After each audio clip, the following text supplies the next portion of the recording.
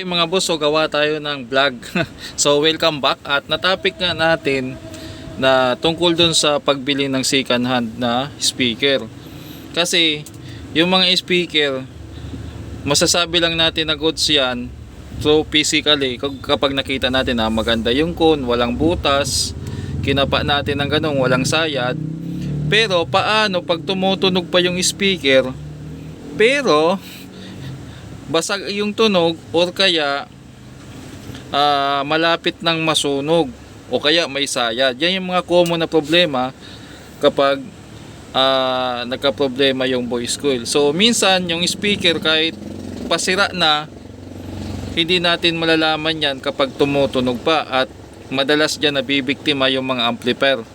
Dahil may mga customer or yung mga amplifier owner, hindi nila alam na ang kinakabit pala nilang speaker ay pasira na, nadadama yung amplifier nila. So kapag medyo sunog na yung speaker, hindi agad makikita yan, lalo na kung ang mga sunog ay ganito, ganyan, pero lang kung ganito kasi kitang kita. So ito yung klase ng pagkasira ng speaker.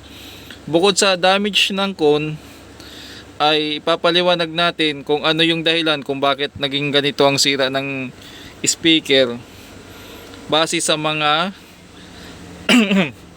experience ko na na-repair ko.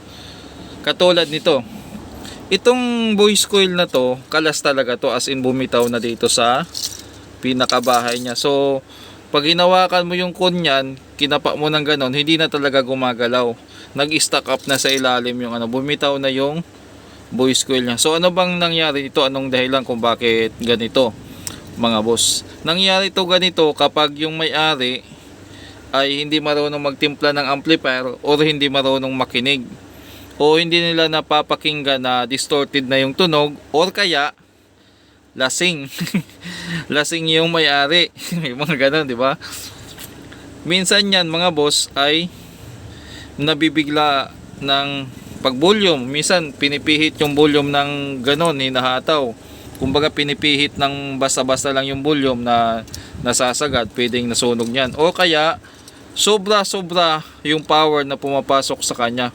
Kumbaga napakalaking amplifier ang ginamit dito. Kaya binigla pag volume, sira, pwedeng ganon. Ito namang isa, ito ay ni-repair. So nangyari naman ito ay ni-repair, hindi naging sakto sa hindi nakuha yung tamang size ng tapos yung pag rewind mano-mano ata or kung ano man, ay hindi na perfect yung pagka-rewind. Kaya nangyari naman dito mga boss, may mga sayad to. Katulad niyan, may mga parts yan na exposed na. Katulad niyan, may mga marking siya na may sayad. So ito, very obvious to, very evident to na makikita nyo kapag ginalaw nyo to. Pag tinulak mo to ng ganun, mararamdaman mo talaga may sabit. May sabit yung So yung pagkasira naman ng ganyan, hindi kumbaga hindi pa na perfect nagre-rewind yung tamang pag-rewind ng voice coil. Tapos pagkasa, as in talagang sabit talaga siya mga boss. Mayroon pang isa yan, kaya lang hindi ko mahanap. May So pangatlo, yung ganitong kaso. Yung ganitong kaso mga boss, buo pa yung coil. Ayan. Buo pa yan. Pag tinister mo, hindi halata na sira na. Pero pag marunong ka magbasa ng tester, ni-record mo yung DC resistance niya, sinukat mo, hindi na siya 4 ohms, hindi na rin siya 8 ohms. Kung 8 ohms siya, maaaring mangyari dyan ay ang may read nyo ay mga nasa 4 ohms na lang or 6, ganon. Kung sakaling 4 ohms naman yung speaker, mas mababa na kasi may nag-short na dyan sa ilalim. So yung mga ganito minsan ang mahirap talagang hulaan kung buo pa yung speaker or pasira na, kasi nasa ilalim to hindi yan masisilip dyan sa ilalim kung nga pala. Ito ay sa kabila ito. Tapos katulad naman itong isa, kung mapapansin nyo naman, yung nasa taas niya lang yung sunog, yung sa baba hindi. Nangyari naman yan kapag hindi nasa tamang pwesto yung voice coil. Kumbaga dapat yung voice coil may mga designated dyan. Halimbawa, kunyari ito yung magnet. Tika lang, nahulog. So yung magnet nakailalim ng ganon. So anong nangyari, itong part lang na to ang nakadikit, gumagalaw lang ng ganon. So dapat nakagitna siya dapat. Pero iba-iba alignment ng speaker mga boss ha. So ganyan ang nangyari. Kaya nasunog pa rin siya. At malakas pa rin na amplifier ang ginagamit dyan, o kaya hindi marunong magtimpla yung yung sound owner. So sa mga ganong kaso, pag bininta nila yon kasi tumutunog pa, kawawa naman yung bibili. O kung kayo naman yung owner ng sounds nyo, sa mga ganito, meron din signs yan mga boss. Mapapansin nyo, hindi na ganong kalinis ang tunog nyan. May garalgal na yan, o medyo hindi na super clear ang tunog nyan.